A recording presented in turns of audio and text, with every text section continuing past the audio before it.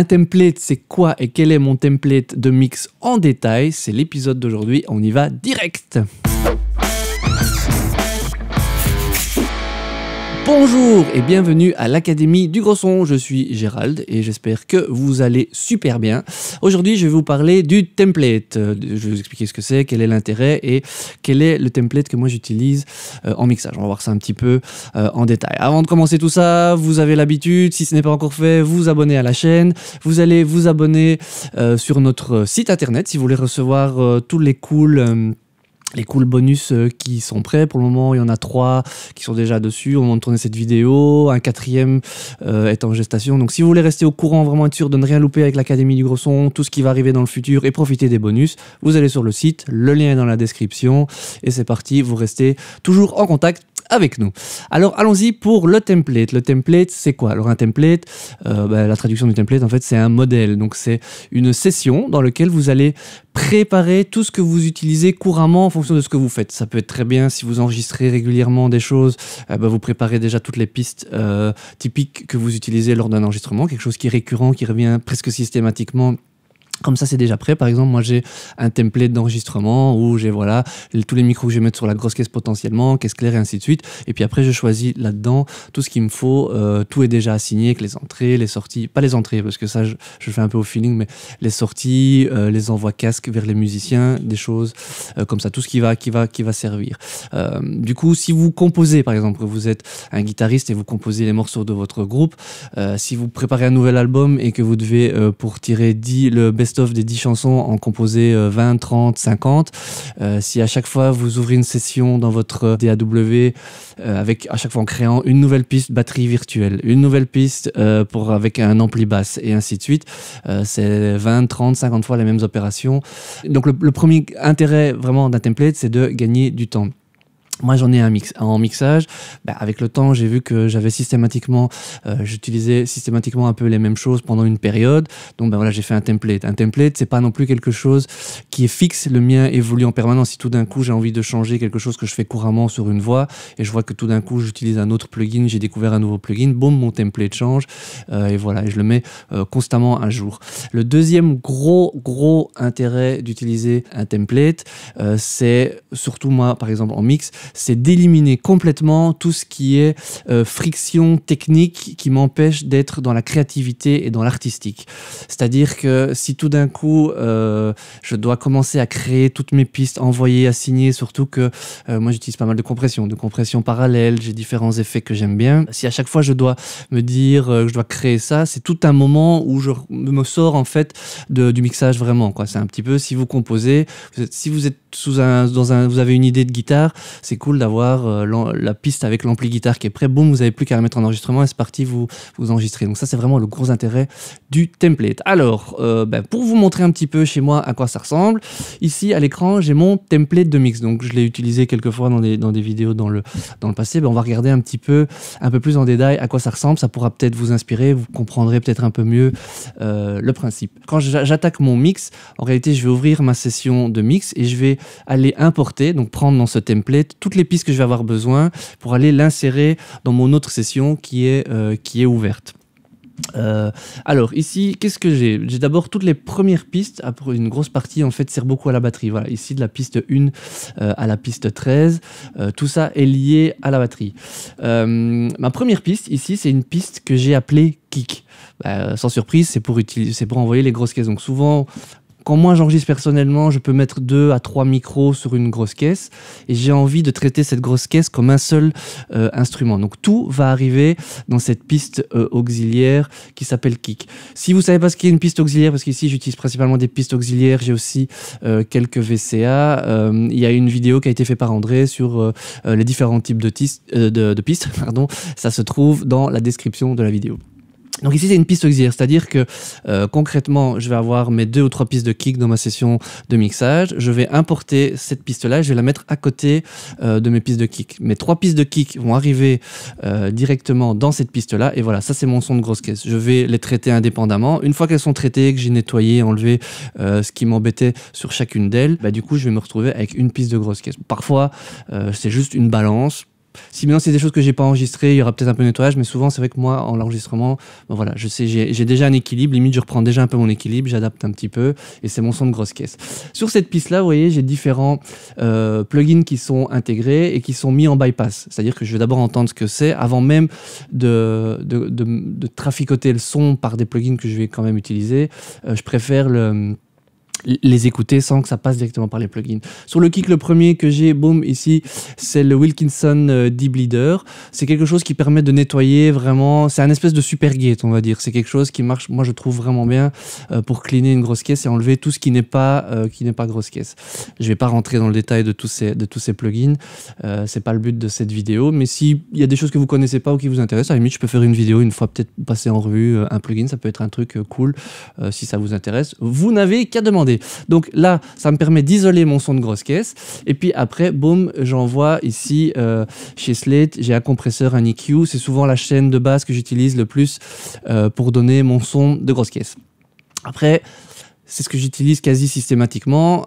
Si j'ai envie de nettoyer, ok, ça peut arriver qu'il y ait une grosse caisse, j'ai envie d'enlever une fréquence, à ce moment-là, j'ajoute. Mais comme de base, souvent j'ai assez avec ça, j'ai pas commencé non plus à mettre 10 plugins. Je mets uniquement que les choses dont je suis sûr que ça va servir. Si vous avez déjà regardé dans le passé un petit peu, j'ai fait une vidéo sur la compression parallèle. C'est aussi le lien est aussi dans la vidéo. Ben voilà, ici j'ai deux envois en réalité de mon kick. Alors le premier, c'est vers ici une deuxième piste auxiliaire que j'envoie en parallèle en pré-fader, c'est-à-dire que ici je vais récupérer ce son de grosse caisse que j'ai bricolé dans cette piste-ci et ce sera indépendant du volume ici en bas. Le deuxième envoi, c'est pour envoyer vers une piste trig, donc qui me sert éventuellement à triguer la grosse caisse. Pareil, il y a une vidéo sur comment triguer une batterie, vous allez voir ça dans la description. On va y avoir beaucoup de vidéos dans cette description. Comme vous pouvez le voir ici, si vous êtes habitué à Pro Tools, ma piste kick, j'ouvre une parenthèse, est désactivée parce que c'est pas forcément quelque chose que je vais faire systématiquement. Comme j'ai dit, ça sert à rien d'utiliser des ressources inutilement.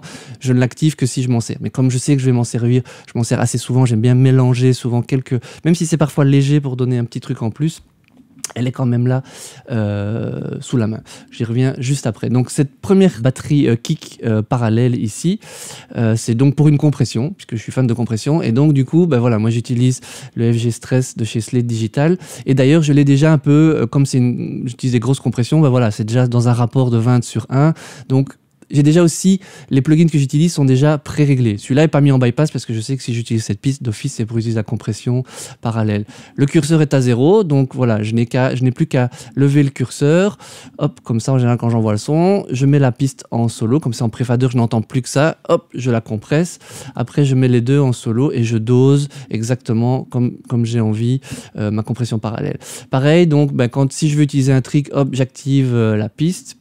Voilà, elle est activée et là j'utilise le trigger de chez Slate que vous avez déjà vu dans une autre vidéo.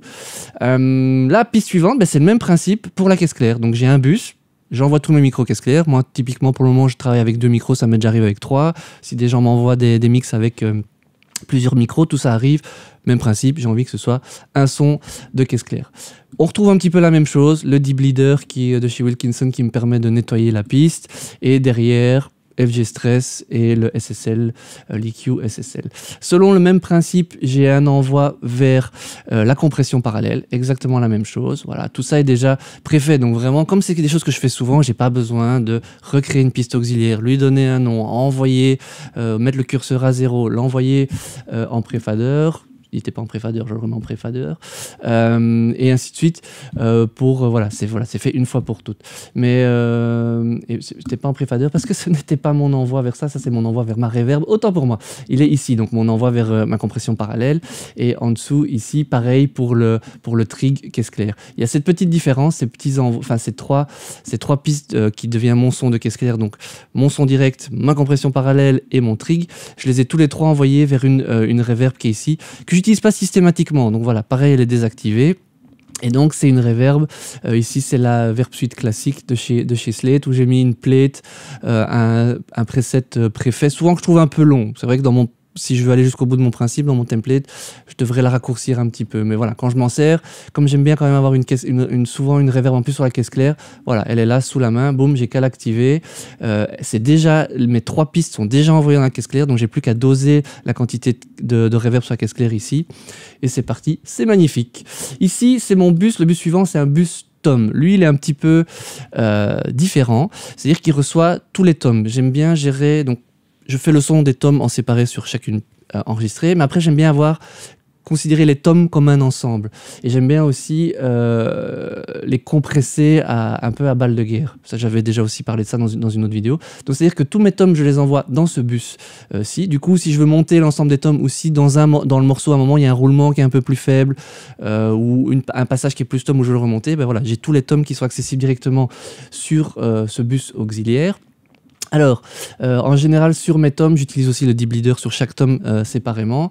Et parfois, il y a quand même encore un petit peu de bruit résiduel de fond. Donc, ça m'arrive d'avoir ici, j'ai un simple compresseur qui est le compresseur de base de Pro Tools qui éventuellement me permet encore de nettoyer. Le deep leader, en général, nettoie bien, mais parfois, de temps en temps, il y a un petit truc qui ressort. Ça me permet de vraiment encore cutter les petits trucs qui sont vraiment dans le fond du fond.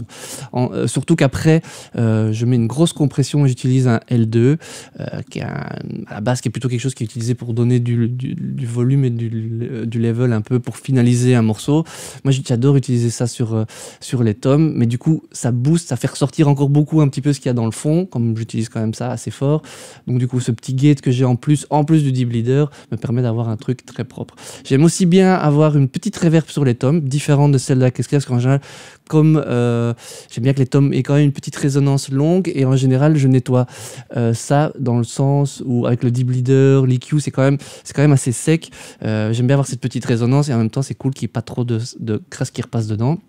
Donc j'ai une petite reverb, toujours la reverb sweep classique, la même plate que j'ai mis sur la caisse claire et qu'en général j'utilise. En général, elle, je la réduis pas trop parce que justement cette seconde 81, j'aime encore bien les tomes un peu longs. En écoutant en solo, ça peut faire un peu... ok, il y en a beaucoup, mais en général dans un ensemble, moi j'aime bien, je trouve ça assez cool. Alors ensuite, ici le bus suivant, en fait ça c'est le bus master où toutes mes pistes batterie arrivent déjà. Donc tout ce qui est ici, tous ces groupes arrivent directement dans ce bus. C'est mon bus vraiment général qui reprend tout mon son de batterie de base.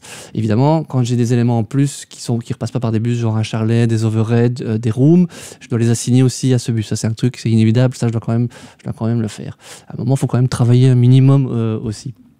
Et alors sur ce bus, voilà, il y a un plug qui est bypassé. Ça, je vais pas trop aller en détail parce que j'ai fait il y a peu une vidéo où j'expliquais justement l'utilisation de tous ces bus. De nouveau, la description est dans le lien de la vidéo est dans la description. Voilà, donc si vous voulez le détail, donc voilà, en général sur mon bus, je mets ce petit plugin qui donne un peu de couleur. J'ai une compression parallèle sur l'ensemble de ma batterie et un troisième bus où j'utilise le Devil Lock pour aller chercher toute une série de choses, d'excitation et un peu parfois de boost sur ma batterie, mais tout ça est pris en détail dans une autre vidéo, donc je ne m'étale pas sur le sujet.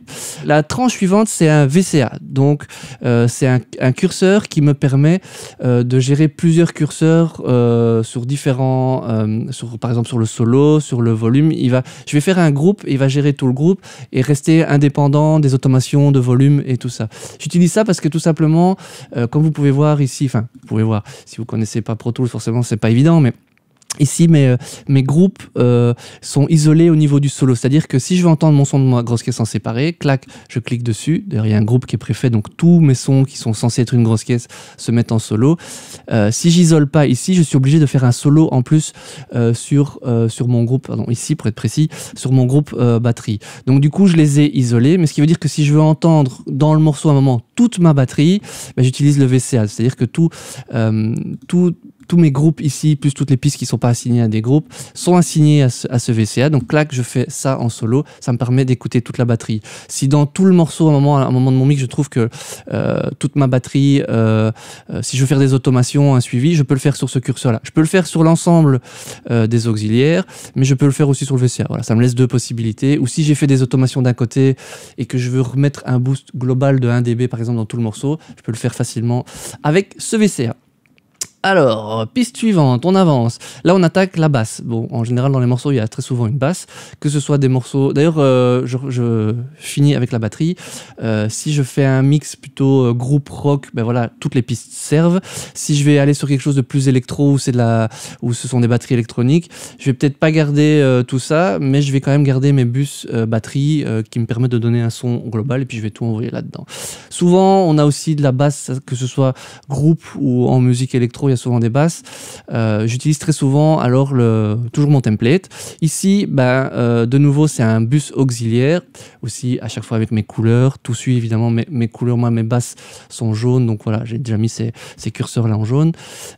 Ici, il y a un bus auxiliaire où je rentre toutes mes sources de basse. Donc si j'ai utilisé par exemple la DI de la basse, le 100 amp, donc c'est un préampli qu'on utilise à part. On a fait une vidéo sur comment enregistrer la basse électrique.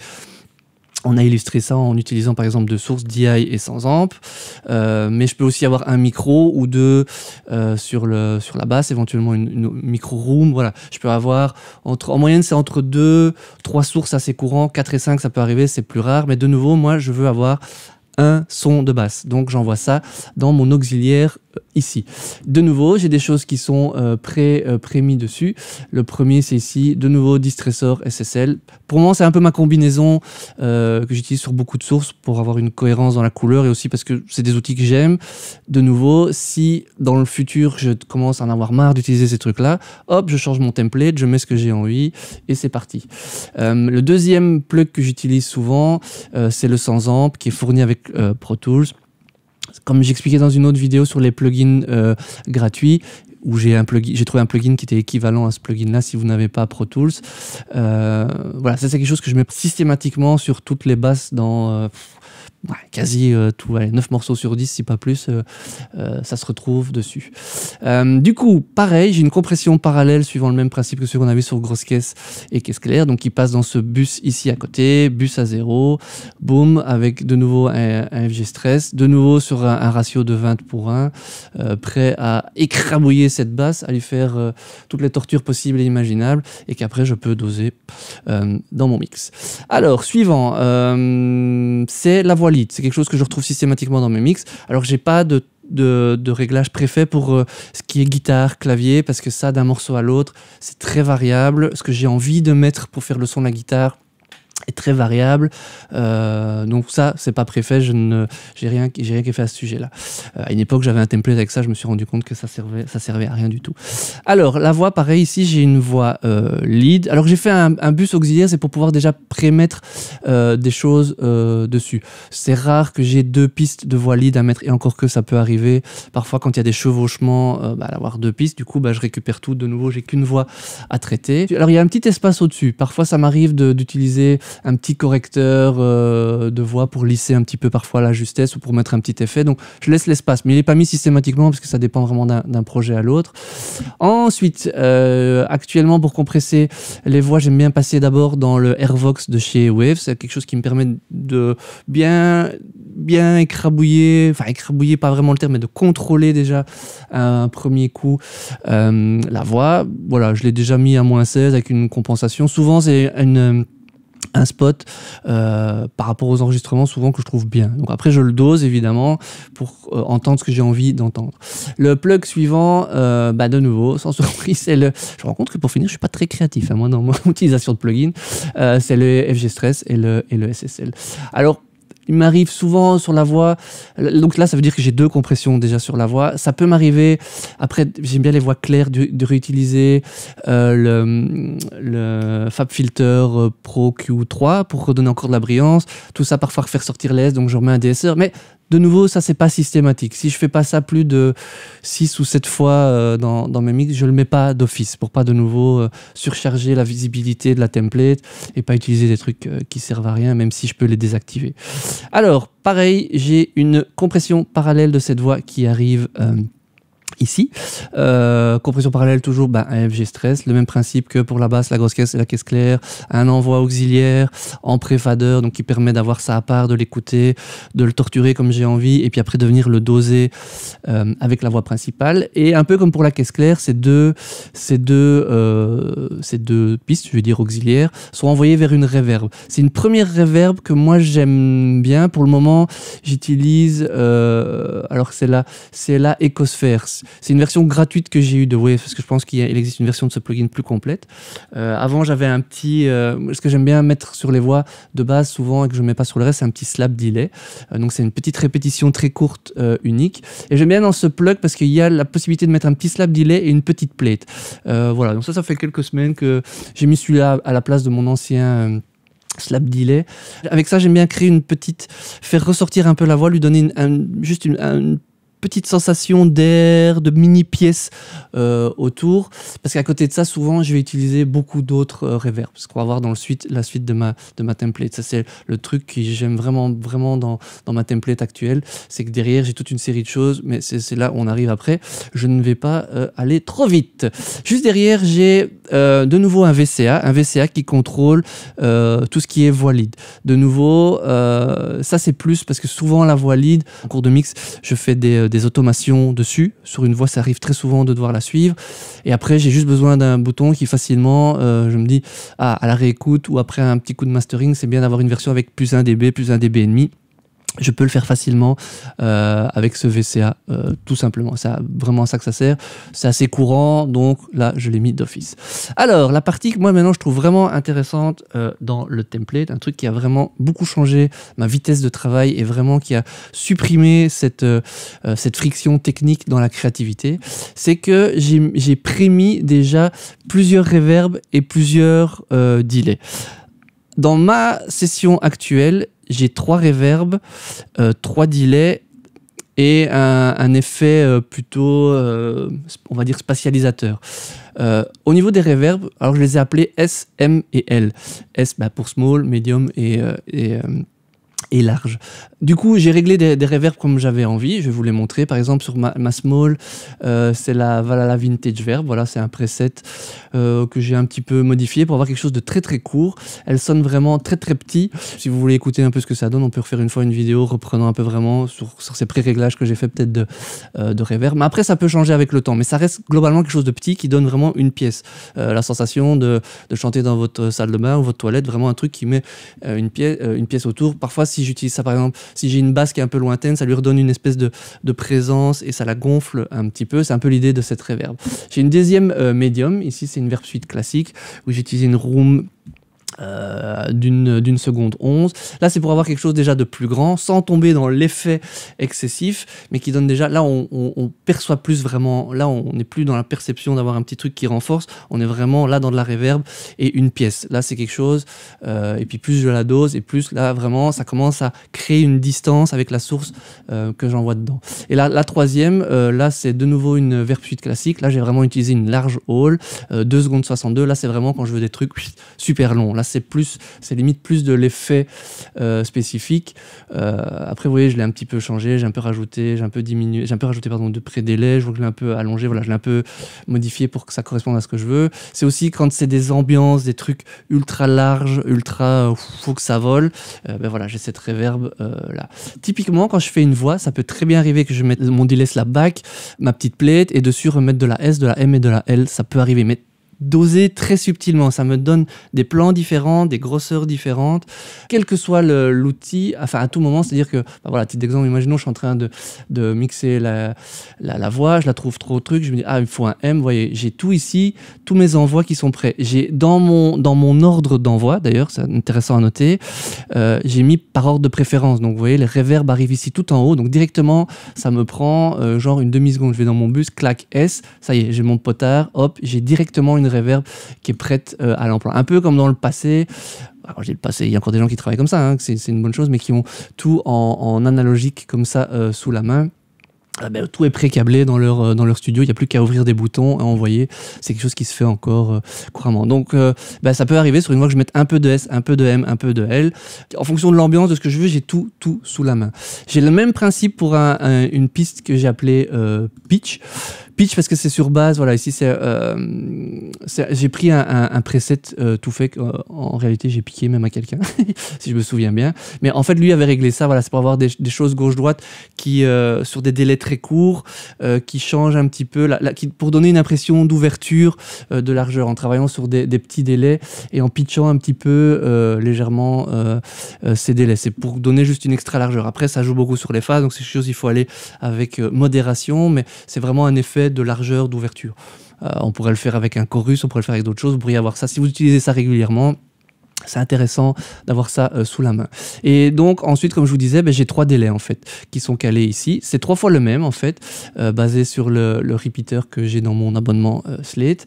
Et c'est juste qu'ils sont réglés à des tempos différents. Donc il y en a j'en ai un à la croche, j'en ai un à la noire et j'en ai un à la blanche. Donc directement sous la main. C'est des délais qui ont quand même déjà de la couleur. Donc directement, si sur un refrain je veux ouvrir un truc, boum, il est là. J'ai plus qu'à l'ouvrir, l'automatiser et c'est parti. Si c'est je veux un petit delay discret machin pour créer un espace différent de celui des reverbs, j'ai ça sous la main, même principe que les reverbs. Ça a changé ma vie.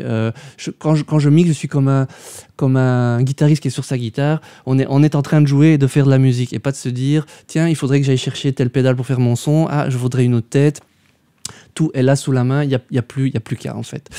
Alors on arrive sur la fin. La fin, c'est mon Rear Bus, donc c'est un système de compression parallèle. De nouveau, une vidéo à aller voir dans la description, sur lequel pour le moment j'utilise le CLA 76 ou 76 pour les Belges qui nous regardent. Voilà, de nouveau il y a une vidéo sur le sujet en long et en large. Petite parenthèse, vous voyez toutes mes pistes qui vont dans mon bus principal vont aussi vers cette compression, ce rear bus en fait, donc quelque chose que j'utilise globalement, voilà, il est prêt et en plus tout ce que j'utilise, ils vont déjà, donc je dois plus assigner tout ça. Après j'ai mon bus master ici, dessus voilà, j'ai mes trucs habituels, mon SSL comp, mon EQ, tout ça a été, j'ai fait une vidéo sur mon bus master, tout ça a été expliqué, mon Pro Q3, c'est des choses que je mets systématiques, mon petit plugin qui me permet d'écouter des références, voilà, donc tout ça c'est mon bus master dans lequel tout arrive et sur lequel je peux, du coup j'ai déjà tout qui est prêt, les choses que j'utilise habituellement, c'est les trucs classiques. Après ici c'est une piste audio, ça c'est pas une piste auxiliaire, si je vais ici de l'autre côté, vous voyez celle-ci, c'est vraiment une piste audio, c'est là que va mon mix, c'est-à-dire que tout ressort par là, c'est là que j'ai mis mon Sonarworks pour quand je mixe au casque, pour avoir le système qui rend le casque plus transparent. De nouveau, c'est repris aussi dans une vidéo qui s'appelle Mixer au casque. Voilà, et ça va vers ma sortie, vers mon écoute.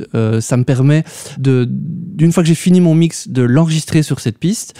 Donc je peux l'écouter en temps réel, comme ça me permet de réécouter une dernière fois. Et puis après, quand on me demande des modifications de mix, j'ai plus qu'à switcher entre les modifications que je suis en train de faire. J'ai le petit bouton ici vert qui me permet d'écouter la différence entre ce qui était sur la piste et avant. C'est aussi un chouette truc pour juste voir si quand voilà, un groupe me demande ou un artiste me demande de mettre la voix un peu plus fort, ça me permet vraiment de faire la comparaison, voir si ça se sent.